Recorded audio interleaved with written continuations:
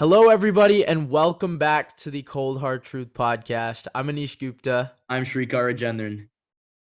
and as you guys can tell, it's a bit of a bittersweet moment. It is our first episode officially without Jack being a regular member on our NFL podcast. Obviously, you can catch him on the MLB one, which he has started with our good buddy Ryan, who is now part of the CHT family. So if you guys want to send him a warm welcome in the comments or just go check out the baseball podcast, feel free to do so. We'll probably have the links down in the description.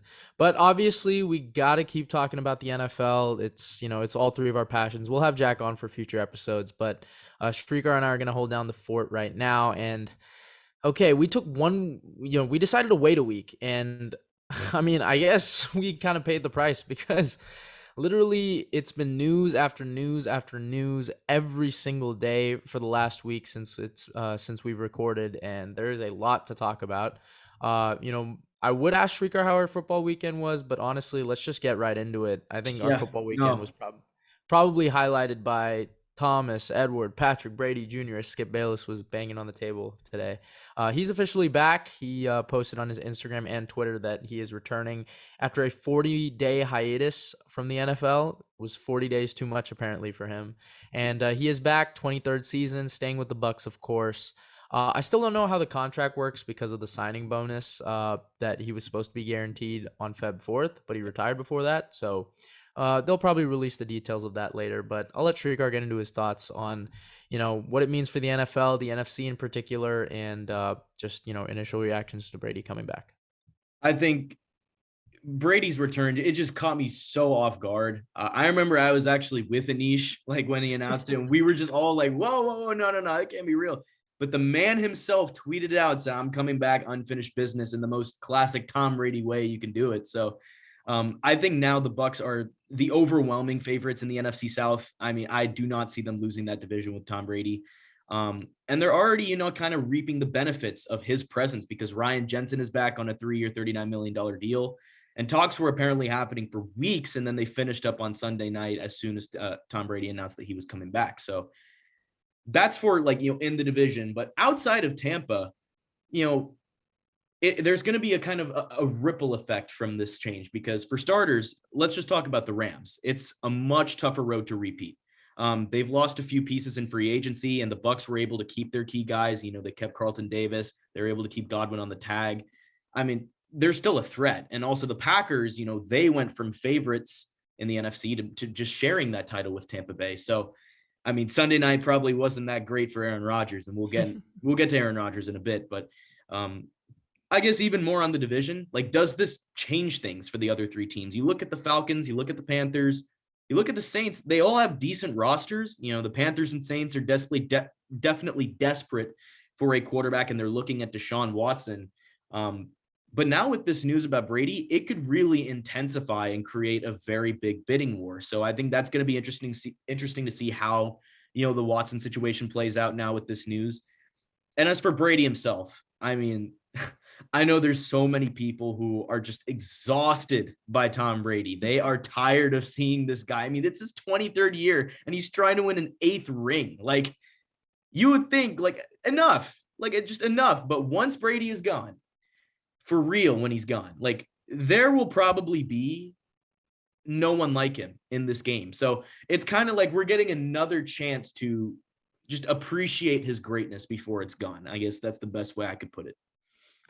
Damn, I mean, it feels like we've been talking about Tom Brady more than the actual Super Bowl champs, the Rams. But hey, if anyone deserves that type of attention, it is him. I think it just didn't sit right with me how he retired. Again, I've said it 100 times, it just didn't feel real, and I'm really glad that he's coming back just because he still is the face of the NFL. He always has been.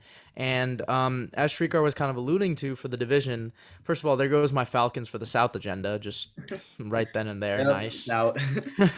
And obviously, as Srikar mentioned, the Saints and the Panthers are actually fighting for Deshaun, and I think he's already narrowed it down to those two because he wants to play in a warm weather city, and he's meeting with those two right now as we speak. So it's literally between those two, and it's ironic that two division rivals are fighting for the star QB. But either way, I don't see them beating the Bucks for that division.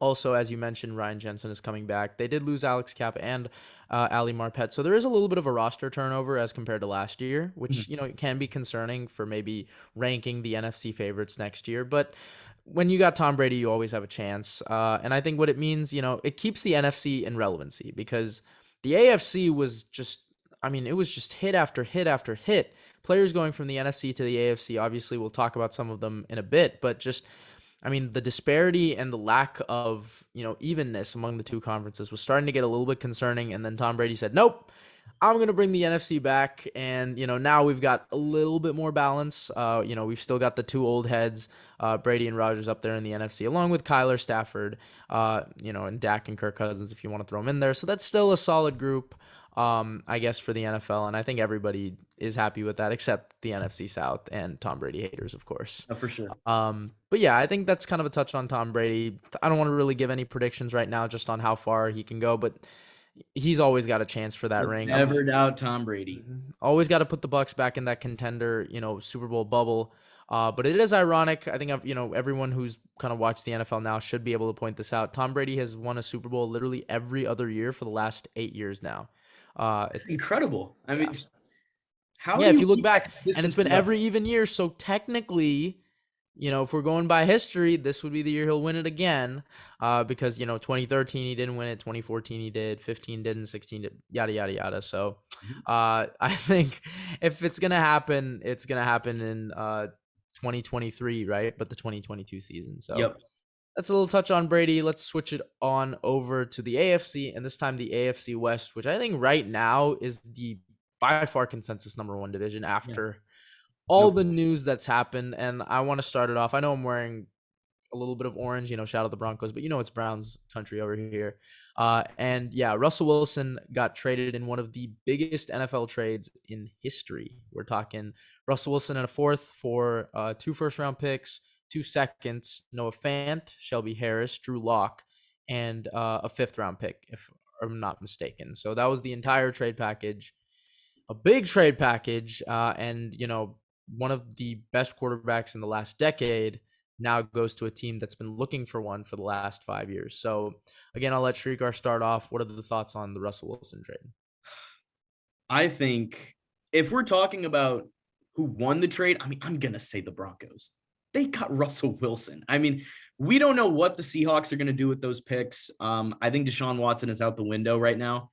Um, they don't typically draft well as of late. So, I mean, I'm a little concerned about that. If, they were better at drafting, obviously I'd have much different thoughts, but the Broncos are so much better. Like they are so much better. We always say, they were a QB away. And now you get, what are we saying? A top 7, top 6 QB right now. Like that's a huge step up. That's a huge step up. And that will combat, a guy like Patrick Mahomes. That will combat a Justin Herbert. And now with the Russell Wilson move, it's kind of caused, I hate to say this again, but ripple effects throughout the division because now we see the Chargers. They began rebuilding their defense. They traded for Khalil Mack from the Bears. And I'm pretty sure the Bears, or they had to give up 2nd and 6th round picks. So that's a great trade on their part. But ultimately, I'll say the Khalil Mack trade and the Russell Wilson trade, it's just one thing in mind right here, and it's to chase Kansas City. They are gunning for the Chiefs right now. That is literally all it is. If you really think about it, the Chiefs won 6 straight AFC West titles. They hold a 13-game winning streak over the Broncos. And Los Angeles, you've got Herbert on a rookie deal. And, they're spending now. Obviously, you see what they're doing in free agency. They signed J.C. Jackson. They're going all in on their defense. They get Sebastian Joseph Day. They're trying to build a great D line. I mean, they are doing everything to combat Patrick Mahomes here. And these moves, especially Denver's, I think the Chiefs should be at least a little bit concerned because you're going to lose Tyrann Mathieu with the addition of Justin Reed. And I'll touch on this a little bit. I think Justin Reed is a solid replacement. He's not Oh yeah. Tyrann Mathieu, but he's 20. I think he's 25 years old. He's still very young. He can be a guy that you can continue to develop, and he can be a great player, a good replacement for Tyrann Mathieu. Not saying he's going to match that level of production or play style, but he can still be good. And I'm pretty sure they also restructured Frank Clark's contract to clear up some money. So I don't know. You might lose Charvarius Ward in free agency. I think it's intriguing to see if they're going to bring him back, but I think he's going to be gone as well. I mean, the AFC West, it has been dominated for more than a half decade by Kansas City. And, they're still the odds on favorite to win another title. If I had to pick right now, I'd still say the Chiefs would win the division. They got the best quarterback, best coach, best offensive line in the division. So I would pick them. But with Russ coming in, the Chargers giving Joey Bosa that guy on the other end, I mean, Kansas City, they've got work to do. It's not going to be as much of a free ride as it's been in recent years, obviously. So if I'm the Chiefs, I'm at least a little bit concerned, and I'm trying to, maintain that dominance still. Yeah, I'll try and touch up all the things that Shriek mentioned. First of I was all, all over the place, but yeah. I mean, our topic was, to sum it up in words, AFC West roundup. So I guess you did kind of round it up for me. But what I'll say first of all was for the Russell Wilson trade. Yeah, the Broncos got the best player, and yeah, we've been saying they're a QB away. I just want to take a pause and just say, I mean, I remember the first time we ever hopped on the pod. I think it was like our first episode. I said that Russell Wilson and Matt Ryan would not win a Super Bowl on their respective teams unless they moved. Well, one of them finally moved, and I thought it would be Matt Ryan way before it would be Russ. But hey, I guess it was Russell Wilson. So, now I can finally comfortably say, in the team that finally, wants to focus on offense more with Nathaniel Hackett, right? This is now an offensively driven team, I'm hoping, right? Because they did have the third best defense last year by, you've got to be an offensive driven team, especially with, Hackett's mind there. Yeah. Because this was the third best defense last year in terms of yards and I think scoring defense as well. So, you got to take that into consideration. The AFC, and now, to even mention the Chargers moves, I mean, like this division, I wanted to actually touch on the Raiders too, because you did sum up the rest of the teams pretty well. Like the Raiders are just sitting there. Like, what are they really doing? They lost Zay Jones. Like that's really the notable, and Corey Littleton. So they have all this cap space and they're really not making any moves right now. And I know you didn't touch on this one, but I'm going to steal it from you. JC Jackson to the Chargers. Yeah. The Raiders were interested in him too. So, to kind of lose him there, and I know JC had a relationship with Derwin James and all that, but I mean, the other three teams, it just seems like they're getting better. And the Raiders, we did say this last year when they had that offensive line, overhaul of, just cutting the players. But I think there is a little bit of concern when all three teams are finding ways to get better and you're just kind of staying there. Yeah. Right? Because you did make the playoffs, but now improve on it, right? You beat the Chargers to make it. I mean, what are you doing now? And I think, as you mentioned, Khalil Mack is going to be an absolute stud on the opposite side of, Joey Bosa with that 3-4. You already talked about Joseph Day, and also for the Seahawks, I wanted to touch on, trying to stop going all over the place. But for Seattle, I know it's tough to see Russell Wilson and obviously Bobby Wagner, we'll also touch on, like releasing them go. But finally, at least you have assets. Seattle has always been struggling with having good assets. They've always had bad first round picks and they haven't drafted well in those areas. But at least now you're in a pool of good players to where even if you don't pick the one that people mock you to, it's still a good player that you're taking off the board, right? It's still probably a top 10 player that you'll get with the 9th pick. So it's going to be harder to mess up. Not saying they won't, because, you can never say that. But at least Seattle now has assets to maybe go after, a QB in the future, right? Maybe Bryce Young in 2023, maybe CJ Stroud, who knows? But there's obviously better options going forward. And at least they finally put themselves in a position to get better as a group because they have so many holes on that roster. So that was my take on Seattle, because second round picks are also pretty valuable in today's NFL. We've seen a lot of second round picks be absolute hits, Deebo Samuel being one of them. And to finish it out with the Chiefs, again, not making any, huge splashes yet. I love the Justin Reed pickup, though. I thought he's a great young safety, and I think they franchise tagged Orlando Brown. So to kind of sum it up, the AFC West is going to be ultra competitive next year. They've got all four quarterbacks who, have shown they can make the playoffs now. Oh, well, Justin Herbert, not yet, but I think, he's bound to do that. And honestly, right now, I would say the Chargers, the Broncos, and the Chiefs all have a good shot at that division title. Yeah. I would not be shocked if any one of those three win it. And, the Broncos finally gave themselves a chance to, compete with the Chiefs head to head. Like 6 straight years getting swept. I mean, that's really hard to do, especially in a, that's dominance. Yeah. That's so let's see. I mean, who knows? Maybe we might predict a split this time around, but, I mean, all in all, just AFC West has been the highlight of the last 2 weeks. It's going to be a dogfight. going to be marvelous to watch. I mean, think of all the primetime matchups we're going to get, all the QB matchups. Like, I'll go as far as saying this is the best quarterbacked division ever. I mean, if you go back and you really, I mean, Patrick Mahomes, you got a guy who's, on track to be a first ballot Hall of Famer. You got Justin Herbert, who has Hall of Fame potential. Derek Carr, very above average. You consider him as a top 10 quarterback. And then Russell Wilson, who's a first ballot Hall of Famer, in my opinion. So it's a really, really good division. Yeah, 4 QBs, I want to say, in the top 11 or 12. Like, Yeah. that's crazy in one division. That's insane. Yeah. So, I mean, I think in matchups. terms, top to bottom in terms of quarterback play, I think this is probably the best division we might have ever seen. Now we're going to transition it to walk it to him. Walk it to him. I wish we could do an entire segment on this. I mean, I've probably talked about it enough over the last few days, but we're going to talk about it formally on the pod. On Wednesday, I kind of got up late and I woke up to Carson Wentz being traded to the Commanders for 2 third-round picks and a second-round pick swap with the Colts and the Commanders. And one of the third-round picks can become a second with the contingency of him playing 70% of the snaps. So, initial thoughts, if Shrik's okay with me starting it off here. Go ahead. I mean, I wanted him to run it back in Indy. I really thought that they could have easily improved. They could have only gotten better. I mean, I don't know where you were really getting worse, because the offensive line, again, as I said, was ravaged by COVID for a good portion of the beginning of the year. Wentz had foot surgery in August, so he was still coming back in early September and even a little bit of early October. And yeah, he messed up in the big games that they needed him to. And I've already said this 1,000 times. I think the narrative would have been completely flipped if he had beaten Jacksonville, because then the whole thing would have been, oh, Reich was able to save Wentz. They made the playoffs. Wentz finally plays in a playoff game, right? His first year in Indy. But instead, they lose to the Jaguars, and the whole narrative is they choked the playoffs with an 80% chance to get there, right, in the final 2 games. But this is still a quarterback with the 9th highest QBR, despite having a 4.3 QBR in that Jacksonville game. So, there was a 3-month stretch where he was top 5 in QBR and 27 touchdowns, 7 interceptions. So it's not like the dude was atrocious. The dude still played at a starting caliber level. And I think he goes to a division where he will be the second best quarterback in it. I think the Cowboys are only getting worse. They already are, based on, personnel moves that they've made. And this is a division that Wentz is far more familiar with than, most quarterbacks coming back to it. And I think this is the best receiver he's ever had in Terry McLaurin.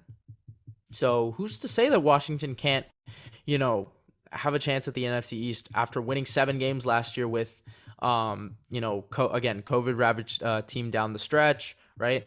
And Chase Young being injured, and Taylor Heineke and Ryan Fitzpatrick for your quarterback play, and Kyle Allen, right? Like, who's to say Washington can't improve in an NFC East that really is hard to predict. But yeah, those are my thoughts. Obviously, I will also round it out with this and be as objective as possible. This is really his last chance. This is Carson Wentz's final this season. If he cannot prove himself in this season, I think his job as a consistent starter is over. I really do. And that's crazy to think about, because he's only 3 seasons removed from taking the Eagles to the playoffs with 4,000 yards. Like, that is just absurd to me. But, that's just the reality of the NFL. And, as objective as I'm being, it's true. This is really his last chance. Essentially, I mean, the Commanders are taking on his entire contract, and he's owed $28 million this year. He's got 2 team options in 2023 and 2024. So financially, I don't think, it's that bad long-term for Washington. I think my problem is you give up a pair of top 100 picks with a team that I personally don't think is ready to make a deep run yet. My question is, how much better does Washington get with Carson Wentz? Because you don't know what you're going to get from him. So I'm going to say maybe they're marginally better. I don't think they're going to, explode out of nowhere. But look, I know Anish hates to hear this, but the media, I mean, they have consistently painted the same picture with Wentz. A talented guy who is unwilling to accept responsibility for failures and who doesn't lead in the locker room. And I know he hates to hear it. He's always like, okay, well, I've never. My thing is I've never heard a teammate say anything bad about it. Like, who's going to come out publicly and say that about Carson Wentz and ruin his rep?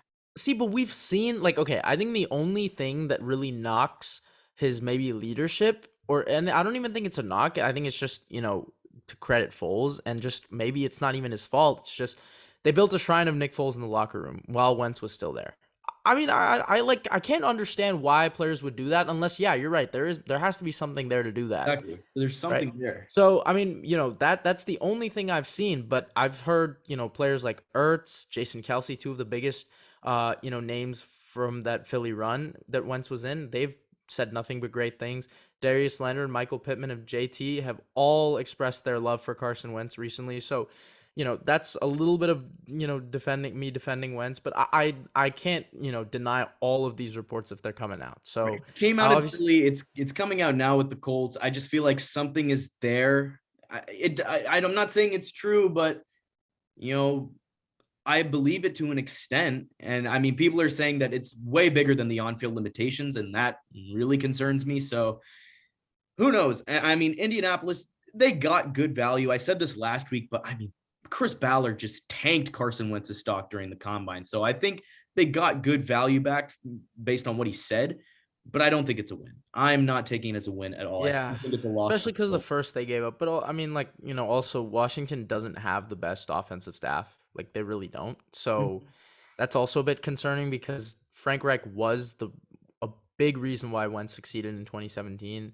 And if he had to apologize, Yeah, and saying that's which I still think, again, is a bunch of like baloney, because why would he have to apologize? Like, he still did again, that's my whole point. The whole narrative would have been shifted for that one game. So is he apologizing for the one game? Because he should not have to apologize for the season. I don't think it's for the one game. It may be for the season. If mean, I like, had to guess.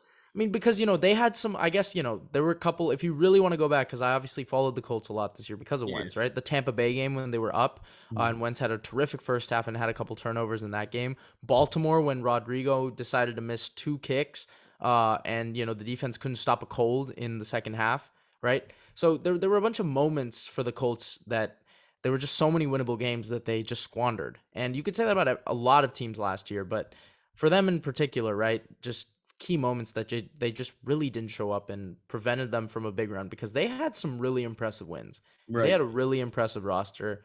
So, to talk about the Commanders, finish it up, I guess. The NFC East will always be wide open just because of how inconsistent it is. And I'm sorry, but I'm still taking Wentz over Jalen Hurts and Daniel Jones. As of right now, I'm still taking Wentz over those two. Interesting. And okay. I think he is a better downfield thrower than Dak Prescott. Obviously, he's not a better QB. I think the debate has been squandered. But to say that, again, final time I'm saying this, Washington still has a good roster, and this is still a team that is capable of winning the division because it literally did it 2 years ago. So they're not that far away from that. And again, like I said, the NFC East just doesn't have a bona fide team that will win it every year. Right. And as I said before, I mean, this trade, it sets the franchise back even more. The Colts, it sets the Colts back even more because, now Chris Ballard, he's looking for his 5th quarterback in 5 years. 5? That's crazy. 5? So let's stop this notion that the Colts are a greatly run organization, because they really aren't. Like, thank you. Yes. I was about to say Ballard's a little overrated right now. Yeah, and also, right, I think they were really saved by 3 players: Johnny Unitas, Peyton Manning, and Andrew Luck. Like, really, if you think about it, they have been absolutely irrelevant without those 3 guys. Those 3 guys are the definition of what the Colts have stood for in their entire existence. And I mean, as Darius Leonard expressed his frustrations, 5 different QBs in 5 different years is absurd to me. And the fact that each year the quarterback wasn't on the roster the following year. Like, it's not even that they got benched. It's just they weren't on the roster. And it was for different things every time. So, that's got to raise a red flag, right? At some point, I mean, you got to commit to a quarterback in the draft and go forward. And it won't be this year because their first rounder is Phillies. But, I mean, all for 9 wins and an epic collapse. I can't even, I can't deny that the Colts, like, Reich is a really good coach. I'll give him that, because he's found with, like, 7 games with Jacoby Brissett, right? Like, 11 games with Phillip Rivers when he was really, really old. Like, he wins games. The only problem is, right, is that you just can't find that stability, and that's what's preventing you from taking it further than you've done in recent years. Right. So, that's kind of to kind of wrap it up on Carson Wentz. But another big one that we finally get, some clarity on is Deshaun Watson. I mean, I feel like we always been mentioning it, once or twice a month for the last year, right? Like, Yeah. oh man, can we just get the damn news about Deshaun Watson? Like, can we just get some clarity on this? And finally, on a wonderful Friday morning, we get the clarity that Deshaun Watson will not face any criminal charges, and that essentially eradicates all the off the field concerns that teams were having, or I the wouldn't most of say, them. yeah, most of them. Most of them. Not, it's At least not the big 10,000. concerns, big concerns. Let Yeah. me stop myself before saying that, because I'm sure there's still some stuff going on Yeah. legally. But at least the fact that he's not facing any charges, which means he can and is eligible to play for 2022 as of this moment. And the current situation obviously has developed in the last 4 days. As I said earlier, he has stated that he wants to play in a warm weather city. He's turned down Cleveland on his own. Houston turned down Indianapolis. And Watson said that it has been down to now Carolina and the Saints, who are again meeting with him as we speak. So I'll maybe let Srikar start off. Who do you think will get him out of those two? And what is the impact of, finally a borderline top 5 QB who is going to go from the AFC to the NFC, right? So I Yeah. guess maybe that ends a little bit more balance. I think if you asked me right on the spot who I would take, I would say the Saints, because let's keep this no trade clause in mind. He laid out what he's looking for. I'm pretty sure it was good coaching, a good defense, I think. I mean, at least some sort of stability there, like a decent roster, basically. I think it was good weapons, good defense, good coaching. And I think the Saints, have more of that than Carolina, if that makes sense. So I guess right now I would say the Saints, but as I said before, it's going to be a giant bidding war for Deshaun Watson. And if he's open to both destinations, at that point, it's, who's going to give up more. And it's going to be a game of just, can you top this offer? So I'm excited to see how that plays out. But, I mean, I can't, it's impossible to know how it's going to play out. That's the thing. And especially if you get him, will he face suspension from the league? I think it's still possible that Roger Goodell could suspend him for some time. But I mean, Houston clearly is ready to move on, but it's just, what is the cost? And, free agency is opening. It's already opened. The draft, 6 weeks away. I think Watson is definitely going to be that, X factor to watch, because his destination is going to pretty much shape up the rest of the offseason. So I think it's going to be interesting to see how it plays out. Yeah, I think it's tough to say. I'm actually gonna go with Carolina, Okay. but here's like why I'm thinking that, because you're right, the Saints are actually more enticing, and they should be, because Carolina has had no stability since Cam and Ron Rivera left, like absolutely none. But I think they have a way more aggressive owner, right? And Matt Rule's also obviously vying for his job in 2022. And they have more of an offensive staff than the Saints do, right? The Saints are going to be led by Dennis Allen, who has his homegrown guys on that defensive staff. And I just don't know how the Saints would be willing to give up all their assets, considering that they're already, they've been battling cap hell for the last 3 years. And it's just really hard to imagine them giving up assets from the next 3 years, because Deshaun Watson's trade package should be, and rightfully so, be bigger than Russell Wilson's, because he is younger and he has shown that he has had better play recently. So, obviously there has been that whole year time lapse thing. He hasn't played in a year, and we've seen, like, the only guy we've seen recently that hasn't played a year and come back, Le'Veon Bell, and he really wasn't the same. I don't think it's the That's same why like I'm that. worried about Watson, but it's a running back versus a QB. Yeah, so I can't make the two comparisons. That's just the only thing we have to refer to it. Yeah. And also, right, like for Deshaun Watson, I think Goodell suspending him, wise, like he already got not suspended, but like lost time for a year because of this whole thing. So I don't know if he gets a further suspension. He lost time under his own circumstance. He didn't get punished by the league. Not necessarily, but well, like, cause he technically was on the list, right? Like he wasn't on the exempt list, but like he wasn't clear. Like they wouldn't let him play, Commissioner's exempt list. Yeah. right? And the Texans wouldn't let him play, Mhm. right? So technically he was punished, and I think, like, if he's not facing any criminal charges, then I think he is good to go. Like that's just my belief. And again, the Panthers also, I know the Saints technically have more assets, but I feel like the Panthers are willing to give up more assets. Do you I know what can I see mean? that. Mhm. Right? And I would genuinely not be shocked if they might even include Brian Burns. Like, I feel like the Panthers are really desperate to just get some form of relevancy again, right? Especially in this type of division, right? And again, the NFC wildcard spots are going to be wide open next year, Yeah. right? So if Carolina gets Deshaun Watson, they're easily, viable for a wild card spot, right? If not the division crown. And I think that's always been the case with if Deshaun Watson were to go. I remember making a video on Deshaun Watson to the Panthers literally a year ago. And the fact that it still stands today is crazy to me, but that also shows how interested the Panthers have been in Deshaun Watson because they gave offers before the lawsuits came out. Yeah. I mean, what sucks is the one team that I wanted to see trade for Watson is Philly. Like they had good coach. They had Sirianni. They had the good O line, the good D line, good O line. I mean, they were good in the trench. I think that team was ready, and they were, a guy like Watson away from really, becoming Super Bowl contenders. So, Oh yeah. But obviously, I mean, Yeah. There were two things that stopped it. I think one, Watson saying he didn't want to play in a cold weather city, and two, Philly literally said they weren't interested, which I guess is another vote of confidence for Jalen Hurts, which finally they're showing some confidence in a QB, which it's good to hear. Yeah. You wanna introduce our next topic, or you want me to introduce it? Because I'm gonna be excited either way. I'll let you do it. I'll let you do it. All right. Yeah. So on Saturday, I actually slept in, but my brother broke the news to me of all people.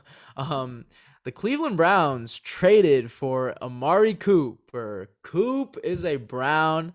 And the deal was Cooper and a sixth for the Browns' fifth and sixth round pick. So it was basically Cooper for a fifth because they just did sixth round pick swaps, and I think it was by maybe 10, 15 spots in the sixth round. So yeah, hey, who knows? I mean, Brady was picked in the sixth round, so I'm not just gonna say it's nothing. But Amari Cooper is a Cleveland Brown. We finally got that wide receiver that we're looking for, because if you look at our core without Amari Cooper in it, it looks terrible. And, I want to touch on the fact that we just released Jarvis Landry. I made a post about it on my little personal Goop Sports Insta page, but it's really tough. It was really tough to let him go just because of, how much he meant to me as a Browns fan. He was my favorite player, and we had to let him go to save $15 million cap and actually afford Amari Cooper, because we had to take on his $20 million salary.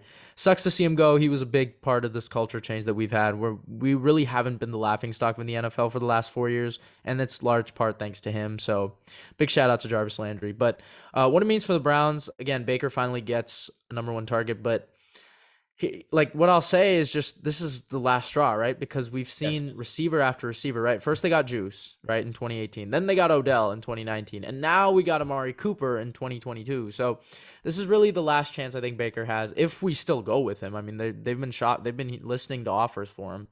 But, again, my concern with Amari Cooper also was just how would he fare in cold weather games? Because he's always been a warm weather guy, right? Alabama, Oakland, and then Dallas, right, in a dome. So, and we've seen games, right, at Philly, at New England, where he just hasn't shown up on the road. So that is concerning to me. Cleveland, you are expecting bad weather games. It's always there. Wind, snow, rain. So how much can you really make an impact? That leaves to be desired. But, all in all, I had him ranked number one out of all the receivers, and that's including Ridley. So I'll let you give your thoughts on it, and maybe, how far can the Browns go with Amari Cooper? No, for the most part, I agree. I have the same concerns as you, but at the same time, I mean, Amari Cooper is a tremendous talent, and I really like the return the Browns got for him. I kind of wanted to touch on the Cowboys in this situation. I mean, they are selling. And of course, I said this last week, it's mainly because of Zeke's contract. He signed a 6-year, $90 million extension. $50 million of that was guaranteed back in 2019. And Dallas still had 2 years left on his rookie deal. And I mean, I think Jerry Jones, he just panicked when Elliott held out a training camp. He didn't stay firm. And Jones, he paid Elliott before Dak Prescott and Amari Cooper. And both of those deals, they ended up becoming a lot more expensive over time. So obviously I know Anish holds, his stance that Dak's contract is also a reason that, they're suffering as they are. So, and I agree. Elliott counts for $18.2 million against the salary cap this season. And then that's going to drop to $16.7 million next year. And I think there is an out. Dallas can potentially move on after this year, but they would eat so much money in dead cap over the final 3 years, the extension, that I don't even know if they're going to be willing to do it. So they've really dug themselves in a hole. And I mean, this Amari Cooper trade, it's another sign that this front office is a little bit lost at the moment. I mean, they just lost Cedric Wilson as well to the Dolphins. Yeah, that was a big, that surprised me. that because they were trying to make contracts for Cedric Wilson, Gallup, and Noah Brown, and they chose to bring back Gallup and Noah Brown. But you let Cedric Wilson go, so now your core is going to be what? CD, Gallup, and Noah Brown. I don't. You got to draft a receiver now. Yeah, like I don't really like that. I don't like Noah Brown out the slot as much as I do Cedric Wilson. So, because Cedric is like a little Swiss Army knife. He's like an ace. So I wanted to add this too. I'm still expecting the Browns to add another receiver. Obviously, they're in talks with Allen Robinson. They're interested there. Oh, yeah. So I'll shut those down. The talks for Allen Robinson have been shut down. They were before Cooper got traded. Yeah. Okay, I see. But even then, in the draft, I could still potentially seeing them add someone like Olave, someone like Garrett Wilson. I think it could still happen there. But yeah, I mean, it definitely gives them that wide receiver one type receiver they needed, and that's obviously good for Baker. So I don't have any problems with it, but obviously the concerns about cold weather are definitely there. Yeah, I think it just reiterates this is Baker's last chance, because if you can't get it done with another proven commodity, then it looks bad on you. But also, to note, I just want to see Anthony Schwartz get his touches. This is a 3rd-round pick from Auburn last year that's been electric every time he's gotten the ball. And right now the core would be Amari Cooper, DPJ, Donovan Peoples-Jones, and Anthony Schwartz. And then, I probably don't think we re-sign Hollywood, which it's going to be another sad loss on me. Man, like my favorite guys are just going, off the rip, but it is what it is. NFL change is just inevitable. But hey, I'm excited to see Amari Cooper. Like that's crazy to me. The fact that we actually got him. It's just like, the Browns haven't been really doing anything day one of free agency, but hey, we got Coop, so I'm happy about that. But speaking of free agency, today was day one of it, and there was obviously a lot of moves. But probably, we'll probably save like the big free agency stuff for maybe next episode. But I did want to talk about one team, and thankfully Srikar let me put it in the doc, the Jacksonville Jaguars, because a lot of people right now are questioning, what the hell is Trent Baalke doing? What the hell are they doing giving out all this money? I mean, we were saying the same questions about the Pats last year, right? When they went on an absolute spree. I think they spent like $200 million total, in like salary. You want to go over some of the notable mentions that they've added? Yeah, let's start with the biggest one, Christian Kirk. Oh my goodness, 4 years, and I'm pretty sure it was 80. It could go up to 84 mil. Yeah, it's 72 base, and then I think it's 84 with incentives. I mean, I have no words. I mean, I knew Christian Kirk would get a nice deal, but that's a very, very nice deal. I mean, that's amazing. And now he's the 3rd highest paid receiver, top 10 highest paid receiver. Yeah, an annual salary. Yep, 3rd highest. That's something. Brandon Sheriff, I actually like that addition. I think it's good for Trevor Lawrence. I think that was one of their better signings. Foley Fadakasi, I think that was also a solid signing. Foyesade Oluokun, I think he's a very underrated defender. He could be nice. Yeah, to reiterate, Fodukasi, or however you say it. I can't pronounce these names, but he's a good run stopper for the Jets. And then, yeah, as you were saying, Olukun was a league leader in tackles for the Falcons. And then they also got Evan Ingram. That's a move that's kind of been flying under the radar. I don't know how high I am on that, but I think it's a good target for Trevor Lawrence. And obviously the whole goal is to build around Trevor Lawrence. And I expect the Jags to be, somewhat better with Doug Peterson. They're not going to, shock anyone, but they should be marginally better. And obviously these moves are going to help in different ways. So I think it's interesting what they've done. You can argue, are they the Pats of this year, doing all this spending just for marginal improvement, or, are these moves going to be a little bit more impactful? I think it's interesting to see. Yeah, it's a weird comp to the Pats, because the Pats made the playoffs with these additions. So it's like, but they were the biggest spenders. Yeah. And who knows, maybe because, I think probably my worst take ever recorded on this pod was me saying the Jags would be a 7-win team last year. So maybe this year I was maybe just a year early, but because the AFC South is, like I said, right? Because the Texans are getting rid of Watson. The Colts don't have a QB answer. It's a weak division. Yeah, and the Titans too, right? They're getting worse. So this division is kind of weak, and Jacksonville at least improved with these players. So, I was talking about it with some other guys that asked me about it, and I said, yes, they have to overpay to get them to Jacksonville, because who wants to come there, right? Who wants to lose all these games? Who wants to come to this franchise that hasn't had stability in a damn long while? Yeah. But so yeah, they did have to overpay. But the players I liked, the players that they chose and the players that they're bringing in are good players. It's just the price that they're getting them at is a little bit concerning to me. But when you have Sorry? No, it's wild, Yeah. the price. Exactly. But when you have all this cap, like I can kind of defend them from actually spending because, at least you also want to tell your fans and tell your players, in that locker room, like, hey, we're trying to get better. It's not like we're staying here, content with being this, last place team. At least we're trying to spend and trying to get better through different ways. So I think that's kind of the message that Balky is sending to this team. So I would give them an overall plus. And it's, a chance for guys like Evan Ingram and Zay Jones to make an impact on a team, right? Because Zay Jones, I know he's not worth 10 mil per year. Don't get me wrong. Like he's not worth that. He's been improving though. Yeah. But my point was like he has made plays for the Raiders last year. Like, he made clutch catch after clutch catch. We always remember the Ravens game winner, right? Monday night, week 1. Then he had a couple clutch catches to win the game against the Browns. So it's not like this guy like can't make plays, and he's lightning quick. It's just, you're bringing in a receiving core now of Marvin Jones, Laviska Shenault, Zay Jones, and Christian Kirk. That's literally a bunch of wide receiver 2s and 3s. Yes, exactly. Right, so like, could you not have given Christian Kirk money to like an Allen Robinson, to someone a little bit like Christian Kirk is nice, but there's bigger wide receivers. I mean, you're hoping this guy can become a crazy wide receiver 1. And he had his moments while D-Hop was out, right? He had a couple 8 catches, 79-yard type games, but I mean, as of right now, I don't see him becoming one of those wide receiver 1s, but he's had flashes, and I've always liked him, so I can't just say he's like a scrub or anything. But all in all, the Jaguars are at least getting better, and that is the sign of good things to come.